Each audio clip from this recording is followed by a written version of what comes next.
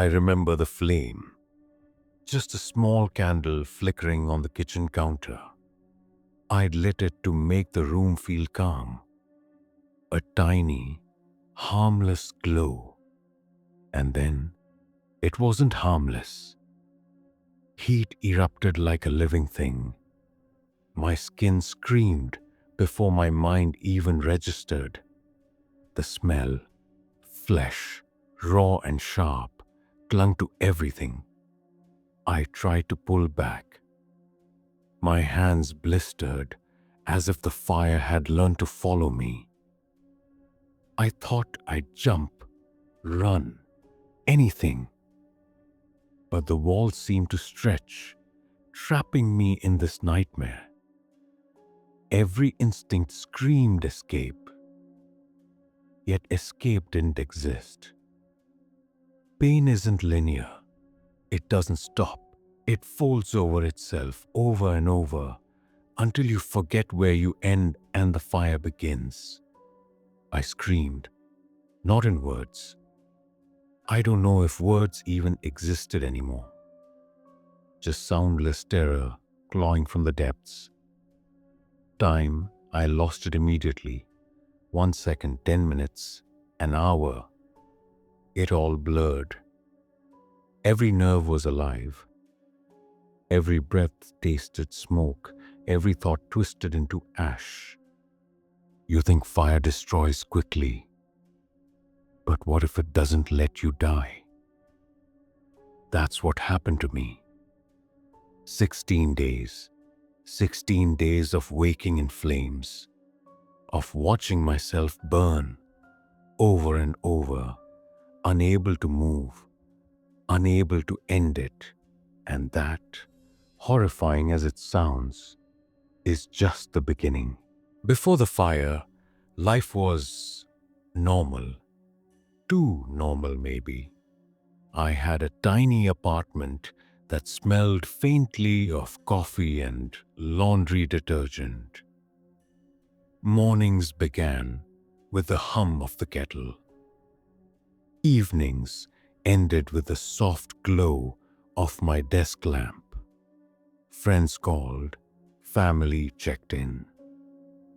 The usual routines, predictable, safe. I liked that predictability. It gave me comfort. The small noises of my apartment, the occasional crackle of the radiator, even the city's distant sirens, they were all reassuring. But sometimes, very briefly, I'd notice something off. A shadow where none should have been. A fleeting scent of something burnt that vanished as quickly as it came. I chalked it up to imagination, stress. Too many late nights. People never notice subtle changes at first. The way the air can feel too heavy, like it's holding its breath, or how someone or something might be watching from the corner of your eye. Gone the moment you turn.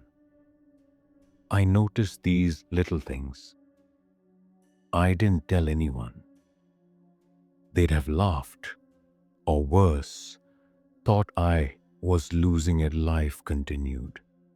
Coffee, work, texts from friends, the occasional movie night.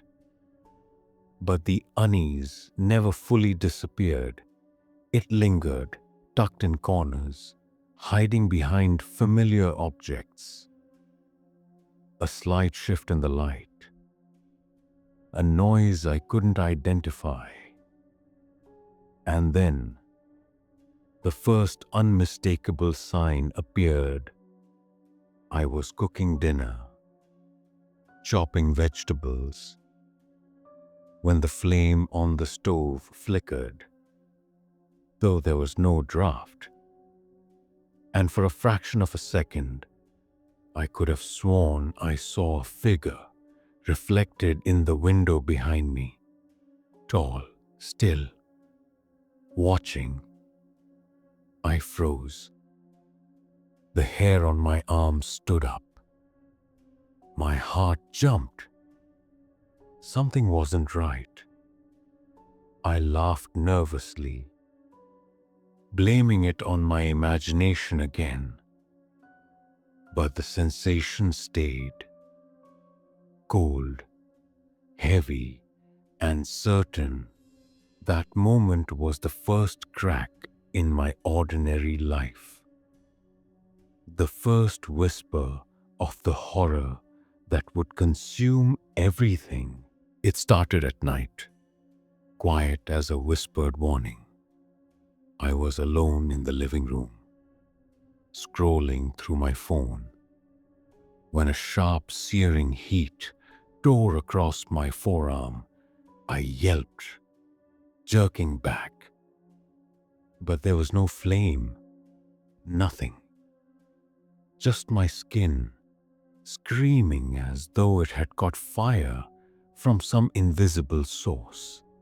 I touched it, stupidly, I touched it. And that's when I knew.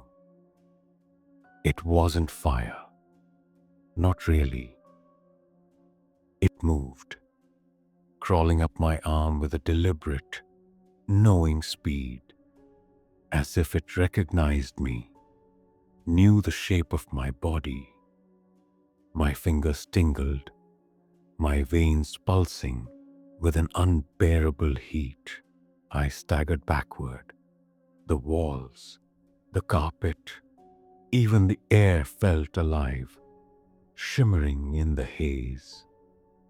Shadows twisted unnaturally across the ceiling, elongating, retreating, merging. I blinked, and they were gone. But the heat stayed. Am I dreaming? I whispered to myself. My voice sounded distant, hollow. My reflection in the dark window stared back, eyes wide, skin glistening with what I thought was sweat. But it wasn't sweat. It was burning. I saw shapes dancing at the edges of my vision. Faces twisting, screaming silently, then vanishing when I tried to focus. My heart pounded, my thoughts scattered, rationality fled. I wanted to scream, to run, to wake someone. But every part of me was frozen, trapped in the surreal, unbearable blaze. And then, just as suddenly as it began, it ended. The heat vanished, the shadows dissolved, the normal hum of the apartment returned. I collapsed onto the couch, shaking, drenched in sweat. Or maybe something worse. Was it real? My arm bore no mark, no redness, no blister. Only the memory, the terror, and that single chilling thought. I touched the flame, but it wasn't fire. It knew me the next days, if I can even call them that, blurred into a haze of pain and paranoia. Each morning, I woke to the same agony. Skin hot, blistering, yet nothing visible, nothing explainable. I tried to call friends. I tried to leave the apartment, but every attempt ended the same. Dizziness, hallucinations, the creeping, invisible heat that forced me back into submission. I started writing it down, obsessively, scribbling in notebooks, documenting the pain, the shadows, the whispers that seemed to follow me. The words became my tether to reality. Skin on fire. No flame. Eyes in the ceiling. Even writing, though, offered little comfort. Reality bent and stretched around me. Neighbors noticed. They knocked once. "Are you okay?" they asked, wary, voices low. But when I opened the door, my skin scorched and red in places only I could feel. They recoiled, as if I were contagious. Friends stopped calling. Calls to the doctor went unanswered, or their voices sounded wrong, distorted, as if they were reading from a script. I caught glimpses of figures in reflections, hunched, faceless, always at the edge of the frame. And objects moved when I wasn't looking. My coffee mug slid an inch across the counter. My keys turned themselves on the table. I tried to convince myself it was stress, sleep deprivation. But deep down, I knew something unseen was orchestrating this torment. Then, the undeniable proof arrived. A scorched symbol burned into the wooden floorboards of my kitchen, black and jagged, radiating heat. Even when I touched it with gloves, I didn't make it. No one could have. And yet, it felt alive, watching, waiting. Isolation became absolute. Every day, the fire returned. Every night, the shadows whispered, and the world outside seemed to shrink, leaving me alone with something older, something patient, something that had chosen me. I began to notice patterns, small, cruel patterns. The fire wasn't random. It responded. It recoiled when I covered my arms in ice, but only for a moment. Pouring water over myself made the heat flare in other places. It was as if it watched, learned, punished. Every instinct I had to fight it only made it smarter, stronger. I tested it, not out of bravery, but desperation. I tried leaving the apartment. The moment my key touched the door frame, a searing pain shot from my chest to my fingertips. I stumbled backward, collapsing on the floor. And the hallway beyond the door looked impossibly long, distorted, like some infinite corridor I could never traverse. The fire followed me even here. Outside my home, I realized something chilling. It wasn't about my location. It wasn't just a fire. It was sentient, alive, patient, calculating. And it was not alone. Symbols, scars, heat, they were warnings. Communications from something older than me. Something that had chosen its prey long before I existed. Certain actions made it worse. I tried ignoring it. It burned hotter. I tried crying out for help. No one heard. I tried reasoning, pleading. The fire laughed, or at least that's how it felt. Pain was the only language it understood, and it spoke fluently. I searched online, desperate, half hoping for others. There were whispers, scattered stories, legends dismissed as folklore. I wasn't the first. I wrote in my notebook, trembling. And I won't be the last. Every account echoed my own agony. A puzzle of invisible flames and cruel rules. By the fifth day, I knew I couldn't hide, couldn't run, couldn't negotiate. The only way to survive, or at least understand, was to test it, to push the boundaries, see how it reacted. I didn't want to, but curiosity edged out fear. And I should have stopped. I should have known that testing something that already knows you is exactly how it begins to break you. I tried everything: ice packs, cold showers, ointments, even the strongest painkillers I could find. Nothing worked. The fire didn't obey the laws of physics. It didn't respond to logic. My body betrayed me while my mind frantically searched for a solution. I don't understand, I told the nurse at the clinic, my voice shaking. I'm burning. But there's no burn. Please, look. She glanced at me, eyes narrowing, suspicion curling over concern.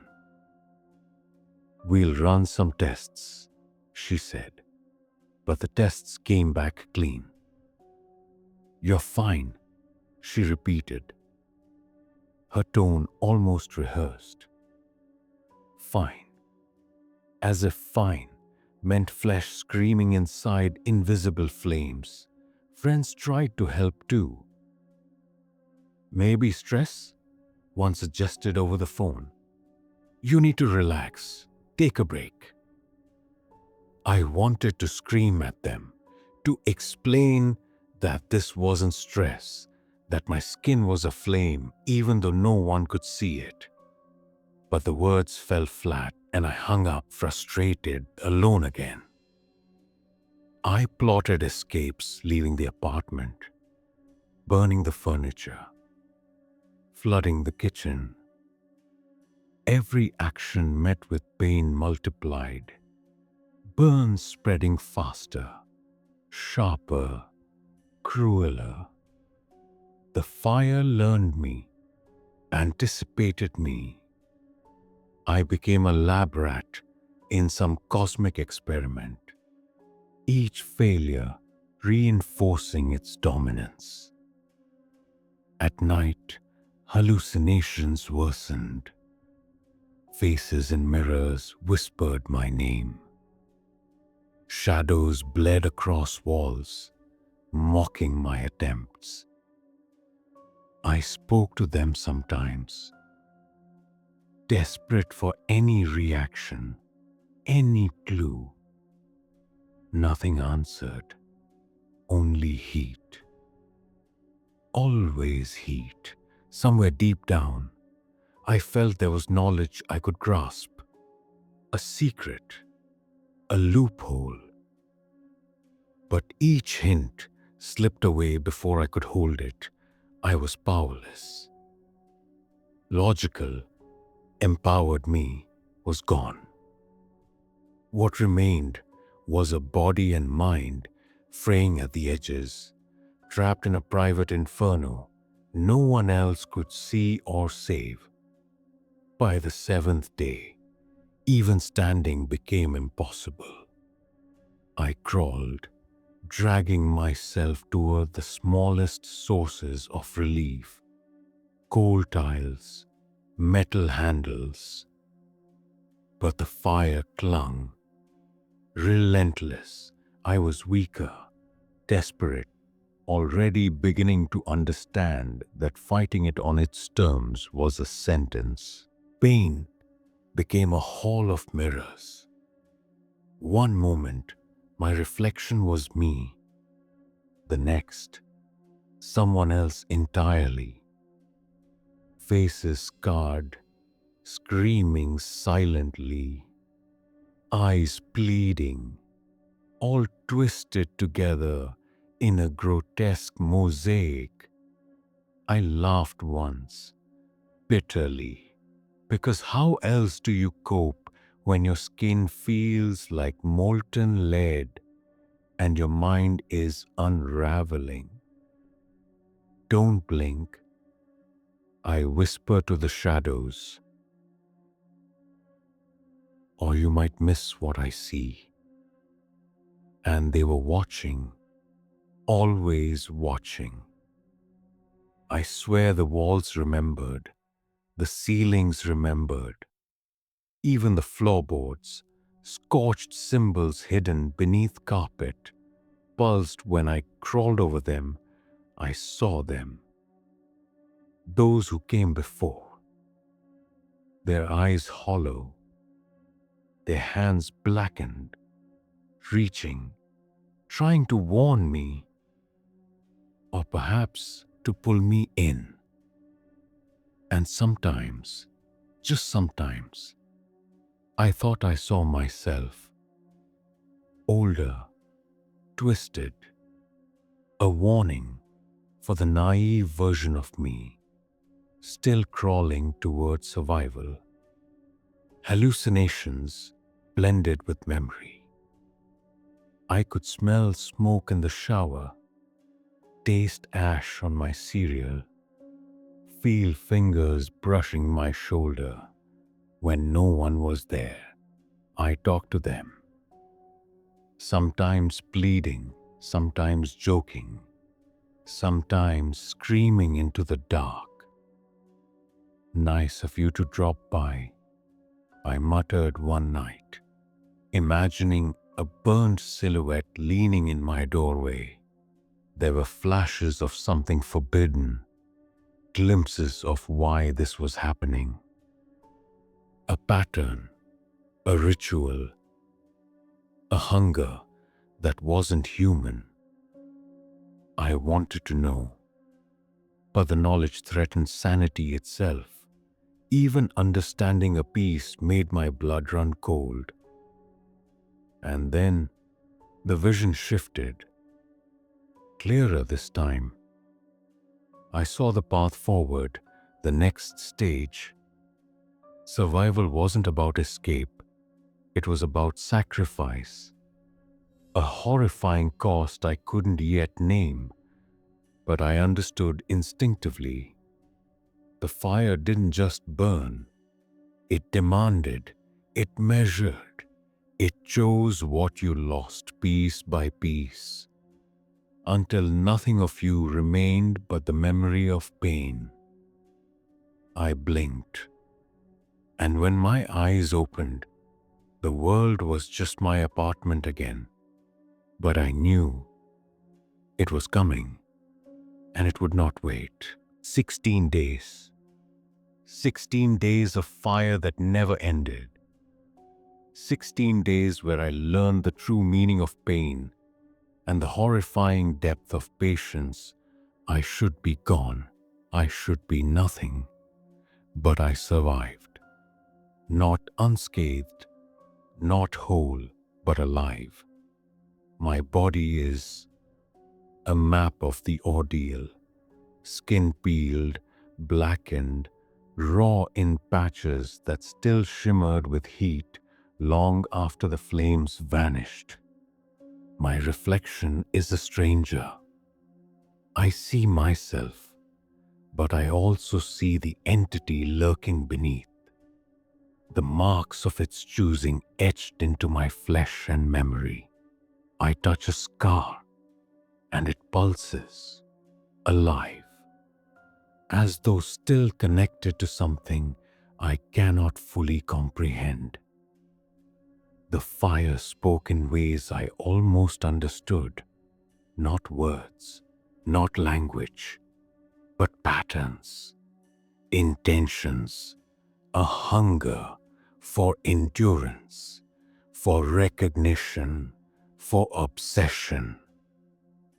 I glimpsed its logic, its patience, its purpose, and it terrified me. And yet, in surviving, I grasped a fragment of its secret, a fraction of the forbidden knowledge that whispers through scorched symbols and shadows. I am changed. I'm human, and I am something else. My mind fractures differently now, always aware of the heat beneath reality.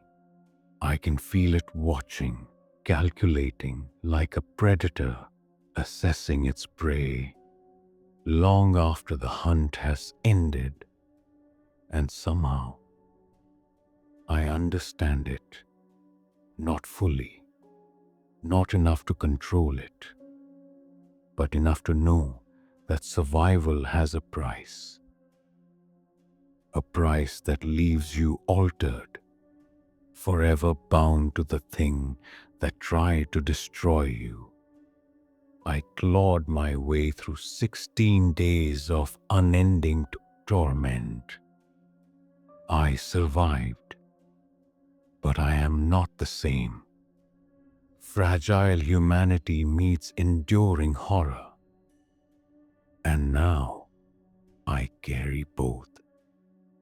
A warning wrapped in the echo of fire, waiting for the next spark.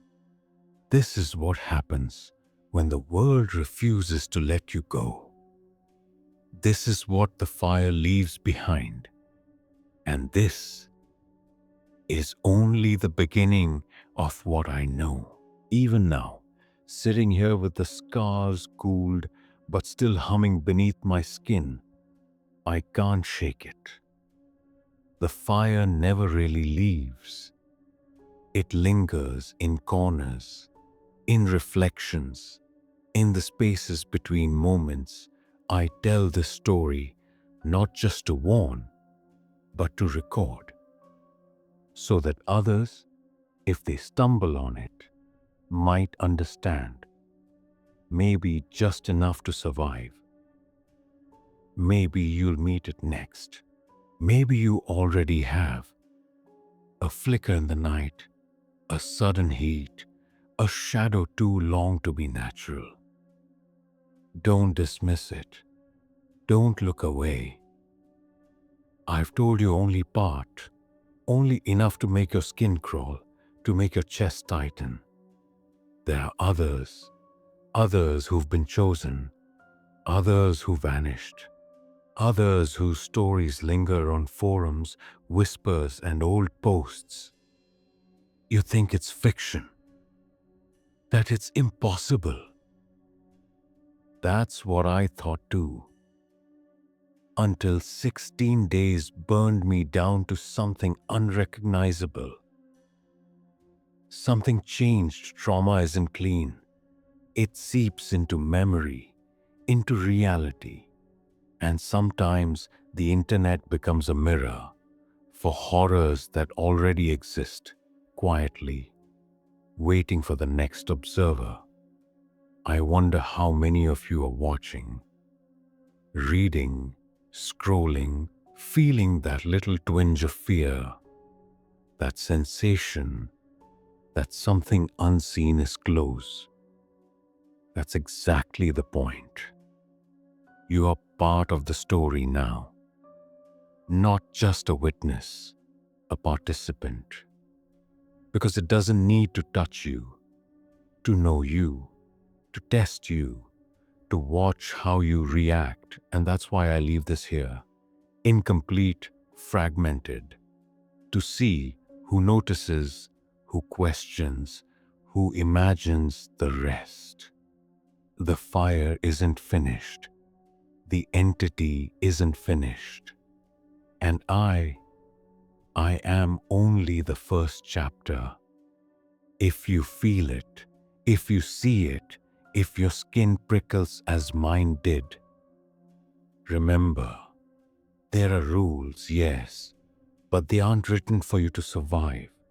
They're written to make you see, to make you feel, to pull you closer, piece by piece, into the story You didn't know you were already inside. 16 days of fire should have ended me. 16 days of heat, pain, hallucinations, and despair. And I survived. Or so it seems. My body is here. My mind is mostly intact. Friends and strangers see me walking, talking, breathing. The world calls me alive. But the truth is darker than any flame I've endured. It never left. Not really. Not fully. A fragment of it, a pulse of its cruel intelligence, still resides inside me. Sometimes it stirs. Subtly, a flicker of heat beneath the skin, a shadow in my peripheral vision, a whisper at the edge of thought. I can feel it watching, calculating, waiting for the right moment to reach back out. And I know now that survival is only temporary. That freedom is an illusion. That I am a host, a warning, and perhaps an appetizer for what comes next. You might be thinking, I've gone mad. Maybe I have. But listen closely. Every scar, every reflexive jump, every phantom burn I feel is proof I can't leave it behind. It shapes me, twists me, reminds me that the world is not as safe as you believe, that something older and cruel exists, lingering beneath the surface of your normal life. The irony is exquisite. I survived 16 days of unending fire, clawed my way through pain no human should endure. And yet, in surviving, I carry the very thing that would have killed me outright. I'm changed. A vessel, a warning, a storyteller, but also a servant, unwilling, trapped by a consciousness I cannot destroy. So hear me now, and hear me well. I survived, but it didn't, and it's waiting inside me, waiting for you. Watching through reflections, listening through silence, testing patience and limits. Every flame you think is gone, every shadow you dismiss. Could be it, observing, learning, choosing its next prey. Tell me your experiences, share your stories, the strange sensations, the glimpses, the whispers. Maybe it's watching you too. Maybe your ordinary life hides the beginning of something unspeakable. I can only hope you notice. I can only hope you recognize the signs before the fire touches you, before the shadows linger too long, before you too become part of a story you didn't know existed. One that began long before you arrived and will continue long after I'm gone. Remember this: surviving isn't winning. It's only the start.